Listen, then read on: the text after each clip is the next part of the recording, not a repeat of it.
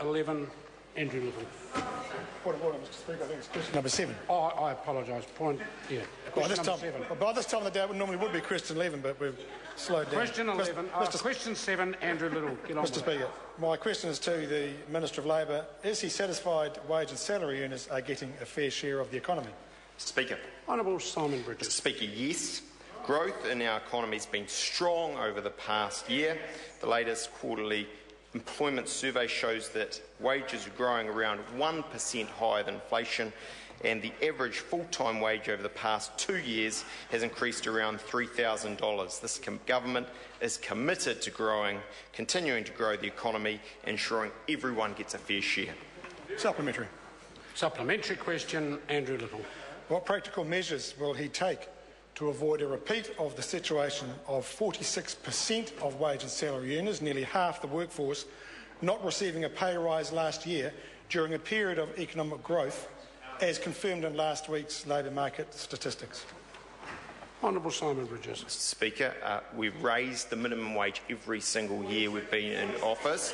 We've made sure that actually we've got employment reform, starting out wage, a 90-day trial. We know that the policies of the other party on that side go in exactly the opposite direction. For example, their increase of the minimum wage overnight to $15 would see 5,000 people out of jobs. What we also know is 2.5% average wage growth, weekly earnings, much more than inflation. Strong results under this government.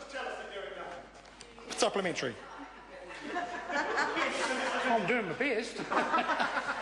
Andrew Little, supplementary question.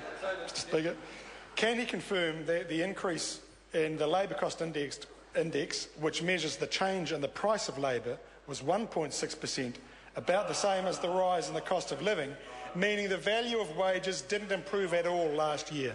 Well, Mr. Speaker, we know that that's not the figure that his party used when they were in government, and for very good reasons. Under the QES numbers, it's very clear average weekly earnings rose 2.5%, and we've seen inflation go up 1.5%, so that means real Kiwis are earning more real money.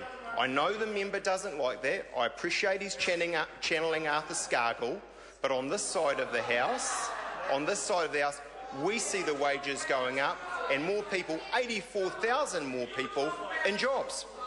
Supplementary. Supplementary question, Andrew Little. Mr. Speaker, does he think his measures to curtail collective bargaining are consistent with his aim or his claim that wages are rising and his aim to raise them? If not, why is he pushing ahead with that measure despite receiving more than 10,000 submissions opposed to the changes? Well, Mr. Speaker, we're making the law fairer, more flexible and pro-jobs. Now, I appreciate bargaining has a part to it, but actually wars of attrition between parties that ultimately are fruitless don't do employers or workers any favours. And so on this side of the House, we know that actually the 90-day trial period, the starting out wage and various other reforms we've made are making a real difference, and the proof is in the pudding. 2.5% weekly average wage earning increases, higher than inflation, 84,000 people last year more in jobs.